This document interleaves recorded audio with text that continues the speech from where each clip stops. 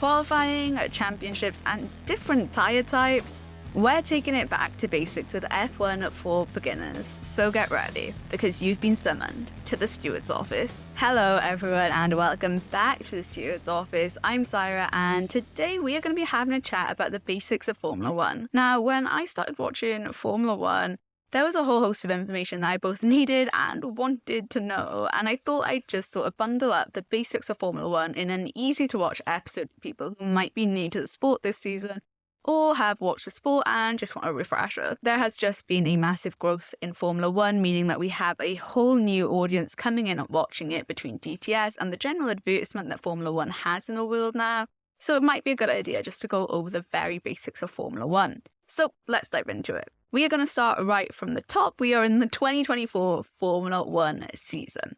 Now, Formula 1 started back in 1950, which means that we are going into the 74th year of Formula 1 racing, which feels insane when you think of it like that. It's crazy when you see how some of the cars looked back in the 1950s to now, how much they've modernized and how up-to-date the technology is now. That does mean, though, that next year is the 75th anniversary of Formula 1, and I'm going to be super interested and excited to see what sort of things that F1, the FIA, and the teams are doing to commemorate and sort of just enjoy that 75th year. Now, a Formula 1 season will span over 1 year traditionally, so unlike in football and rugby and other sports where you might hear about the 24-25 season, Formula 1 traditionally takes place over just 1 year, so we tend to start at the end of February, beginning of March, and then we finish around October, November, December time, and it will depend on the number of races and how spread out the calendar is. More recently, we do tend to finish a season at the end of November and the beginning of December because of the number of races. For a season to be considered a World Championship season, where the drivers can fight for a World Championship and the teams can fight for a World Championship,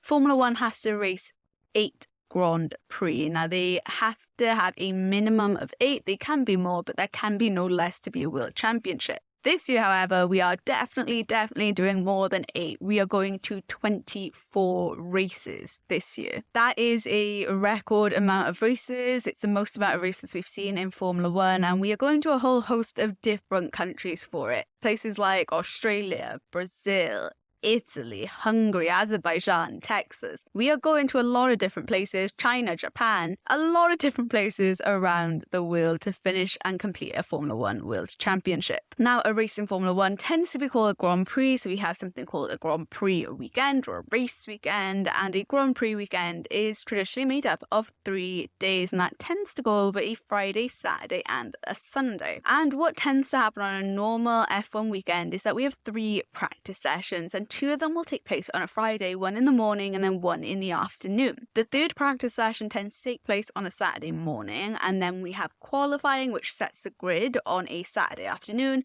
and then the big main event, the Grand Prix, takes place on a Sunday. And the race normally either takes place in the afternoon or the evening on a Sunday, depending on whether or not we have a night race. And I will go into what all of those things mean, what is practice, qualifying, and the race. But that's on a normal Grand Prix weekend. For 6 races this year, we are not going to a normal Grand Prix weekend. We are having a sprint weekend. And that does alter things a little bit for us. So on a Friday, we'll only have 1 practice session for the entire weekend. We reduce it down to 3 all the way to 1. So that'll happen on a Friday morning. On a Friday afternoon, that is when qualifying for the race takes place. On a Saturday in the morning, we have sprint shootout. On a Saturday afternoon, it's the sprint race. And then on the Sunday, as usual, we have the Grand Prix. But what do all of these sessions mean? Let's dive into it, right? So we start off with practice sessions. And a practice session is also known as a free practice session or FP1, 2, and 3. Each practice session is an hour long, and drivers can go out as much or as little as they want to or as the teams want them to. But unless there tends to be a problem with the driver's car, you will see them out there for the majority of that hour. It gives the drivers and the teams a chance to collect a lot of data when the car is on track, to understand how the tyres are reacting, how the car is reacting, and how the drivers feel about the track, especially if it's a new one that they haven't been to before. Now, each circuit does have different characteristics, and this is why it's important for the teams to gather as much data as they can in the practice sessions. They want to try and understand if the car needs more downforce, how quick it is, how slow it is, all those sort of things. So the more the drivers are out there, the better their predictions for the race and qualifying will be, and they can hone in that car and the car setup, because there are things that they can change on a Formula 1 car. Then we go into qualifying. Now, this sets the grid for the race on Sunday, so we know how all the drivers are going to be lining up. Now, this is split into 3 segments, Q1, Q2, and Q3, and the drivers will go out there to set as quick a lap time as they can. Now, the drivers can once again go and set as many laps as they want to, but you normally need a fresh set of tyres to really get a quick lap in, or as fresh as possible. So drivers don't really want to go through that many tyres on a weekend because they're only given a certain amount. So what you'll normally see during each session, so Q1, Q2, Q3, are most drivers doing 2 fast laps. In some cases, we might see 3, depending on whether or not those fast laps have gone well for the drivers, but normally I would say we see 2 fast laps. Now, each of these segments are timed. In Q1, they get 18 minutes, in Q2, they get 15 minutes, and then in Q3, they get 12 minutes. After Q1, the slowest 5 are knocked out, leaving us with 15 drivers in Q2. After Q2, another 5 drivers are knocked out, and that leaves us with 10 drivers in Q3 who are all fighting for pole position. And whoever gets pole position gets to start in first place on the race, and that's obviously where every driver wants to start. Now, in qualifying, drivers have a free choice of what tyres they want to use. They can use any tyre that is available to them, but 99.9% of the time you will see drivers using the soft tyres because they are the quickest tyres available to them. Then moving into the actual Grand Prix. Now, this is the main showpiece. This is where the points are given out. This is where you'll really see the grandstands fill out on a race weekend. A Grand Prix doesn't have a set number of laps. It has a set distance. The distance has to be around 300 kilometers for every single Grand Prix, but the number of laps changes because a circuit can be different lengths. They're designed differently, so some are longer than others, some are shorter than others, and the number of laps are calculated on however many laps it'll take to get them to 300 kilometers. Now, there are 3 tyre compounds that a driver can use during the race, and we'll talk about the tyres a little bit later, but drivers do have to use 2 of the 3 compounds that are available to them. They can't just pick their favourite compound and use that for the entire race. They do have to change their tyres, which means them coming in for a pit stop to change to a different set of tyres. Pit stops are usually really, really quick. Stationary time, where they're actually changing the tyres, we're looking at around 2 seconds or even below that for a really good pit stop. But in Formula 1, we don't do refueling, not anymore. It has been years since we've done refueling, mainly because of safety measures. So when a driver has fuel on board at the start of the race, that fuel has to last them the full entire race. So sometimes you will see drivers having to slow down a little bit to save on fuel. Now, races usually last between an hour and 30 minutes to 2 hours, and that does depend on if we get any accidents or incidents, or if we have any red flags, which means that a race has to stop while things are repaired, a car's taken off track, and the drivers go back to the pit lane before the race can restart again. If there are other incidents that aren't major, we can get something called a safety car or a virtual safety car. And a safety car normally has all the cars bunch up again, so it doesn't matter if you were 3 seconds behind your competitor before. A safety car will mean that you are right at the back of them by the time the race starts again. With a virtual safety car, that's just a sign that comes up on the driver's dashboard telling them to get, I think it's 30% lower than what the speed they were doing. This doesn't bunch up the field, it sort of keeps everything steady. There's no overtaking.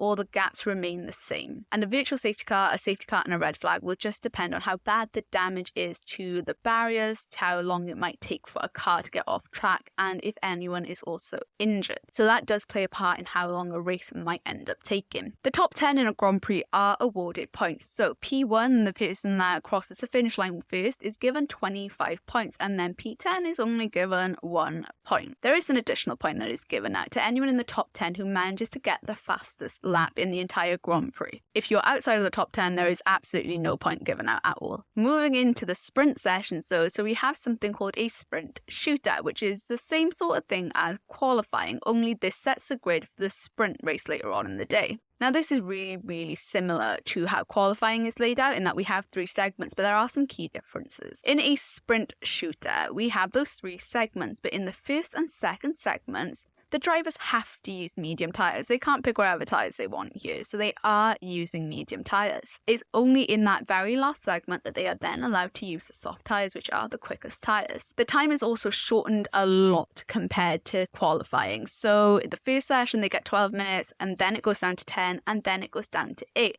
but elimination works in the exact same way. By the time we get to the very last session in sprint shootout, there are only 10 drivers left. Moving into the sprint race then, this is a third of the distance of the actual race, so they're only racing for 100 kilometers. And unlike a Grand Prix, it's not the top 10 that get given out points, it's the top 8. So we go from 8 points for P1, going down in increments of 1 to 1.4 P8. There is also no point given out for a fastest lap. There are fewer points given during a sprint race, but there are tight battles up and down the field for the entire year, so those little points do add up to be a lot, so the drivers are still very competitive. Now, that goes through all of the sessions that we have during a race weekend, whether it's a normal Grand Prix weekend or whether we have the sprint races added in. But who the heck is competing in these races? Well, in Formula 1, currently we have 10 teams in total, and each team fields 2 drivers, meaning that we have 20 drivers on the grid. Now, there is talk that we will get another team into Formula 1, but we've got nothing confirmed on that yet. Andretti is the main bid right now to become an 11th team, but there's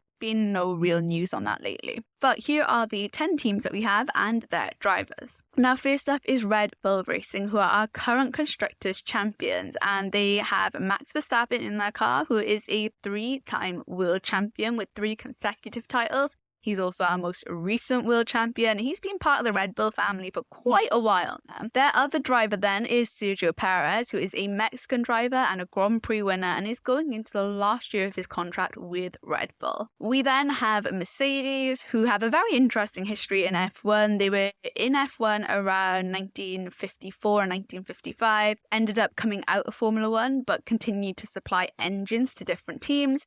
And then they made a proper comeback as a team in 2013. And from 2014 to about 2020, they went through a massive period of dominance. They currently have 8 World Constructors titles, with their last one being won in 2021. Their current driver lineup looks like this. Lewis Hamilton, who is a 7-time world champion, a history maker in the sport, with the most amount of wins ever in Formula 1 and the most amount of pole positions. Their other driver is George Russell. Now, he is a much younger driver. He was in Williams before moving to Mercedes and is a part of the Mercedes Junior Academy for quite a while he worked his way up to the main Mercedes seat. Now, that is a full British lineup in the Mercedes team. Looking at Ferrari then, now this is the most historic team in Formula 1 in my opinion, and I would also agree when people say it's the most iconic team in Formula 1 because everyone thinks about a red car when they think of racing. Now, Ferrari are the only team who have been a part of Formula 1 since it began, which is why it's so iconic in Formula 1. They have a record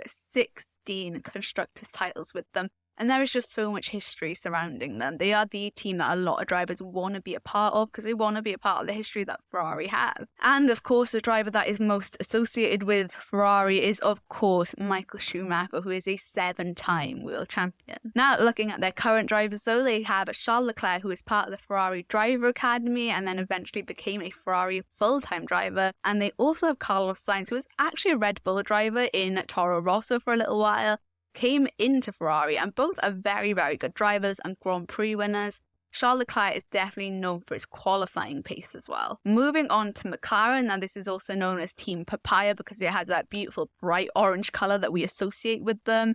Now, they are also a team that has a very long history in Formula 1 and are tied with Mercedes for the team with the 3rd most amount of championships, with 8 of them. And they have housed some absolutely amazing, magnificent drivers such as Senna, Prost, Hakkinen, Lauda, Hamilton, Alonso.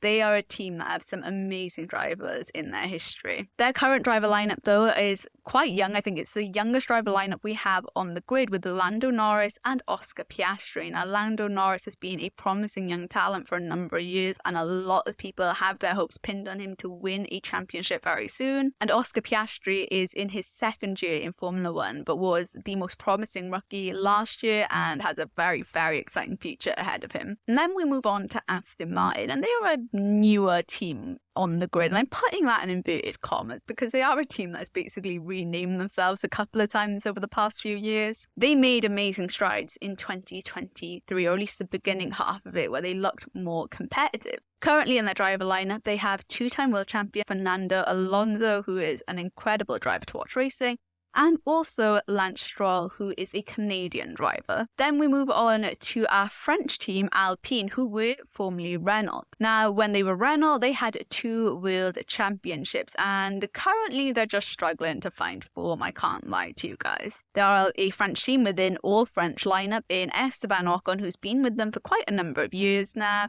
and then Pierre Gasly, who only moved to the team last year. Both drivers are Grand Prix winners and have a lot of promise. Our 7th team is then Williams. Now, this is another team that has so much history. They are actually the team with the 2nd most amount of championships, with 9 of them. But admittedly, they've not had a great couple of years, and they've become more of a back marker team recently. Signs are looking positive for them, though, with 2023 a much better season. Their drivers are currently Alex Albon, who is a Thai British driver and has done absolutely phenomenal work in Formula 1 since he came back and joined Williams again. He did have a year out after Red Bull dropped him.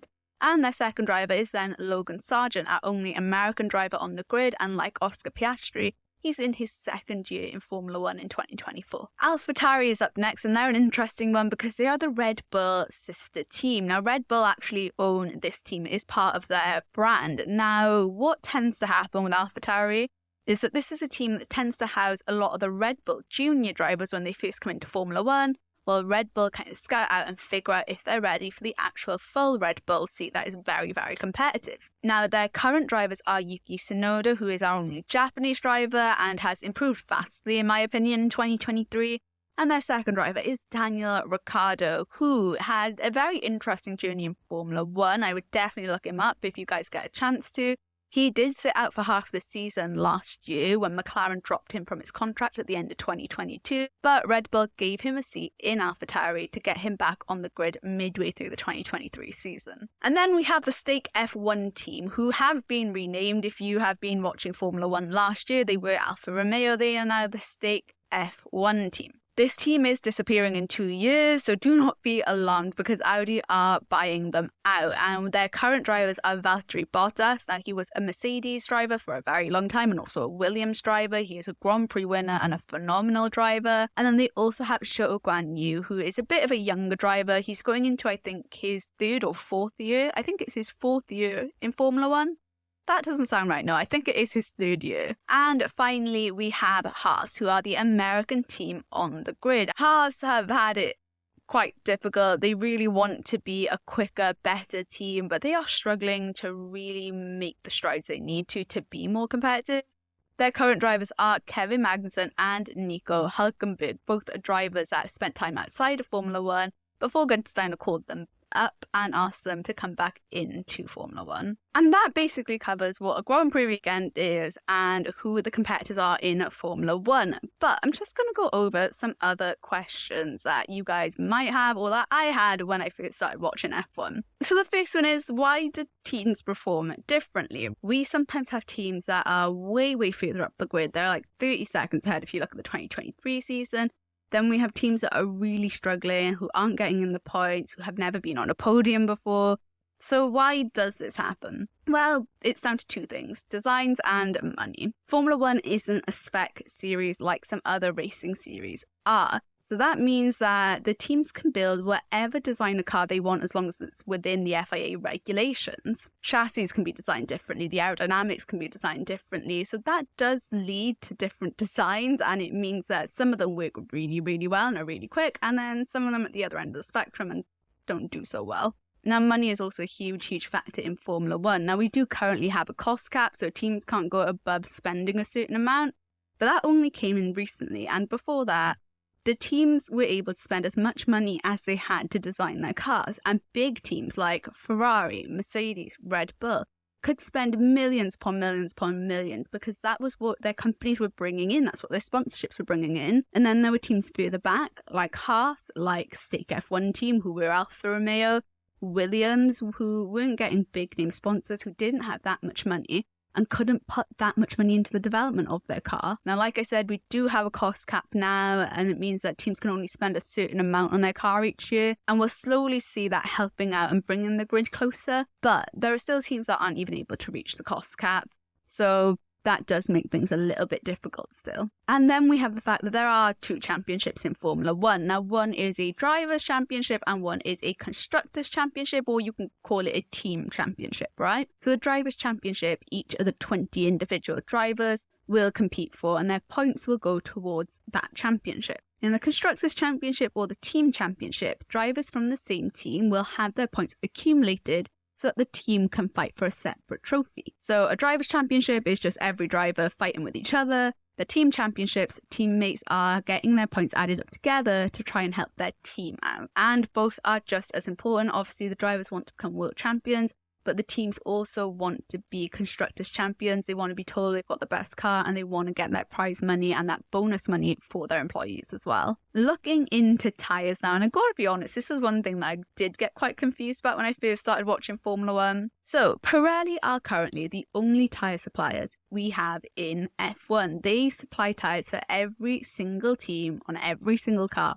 for every single race. Now, the tyres in Formula 1 aren't necessarily made to last the whole race distance, and even if they could, like I mentioned earlier, drivers would have to change their tyres because they have to use 2 different compounds or 2 different tyre types. Now, currently these tyres are 18 inches in size and they go through thousands upon thousands of hours of testing with loads of different prototypes made before Pirelli decide on what would be appropriate to put on the track. So they're not just hoping for the best when they do this.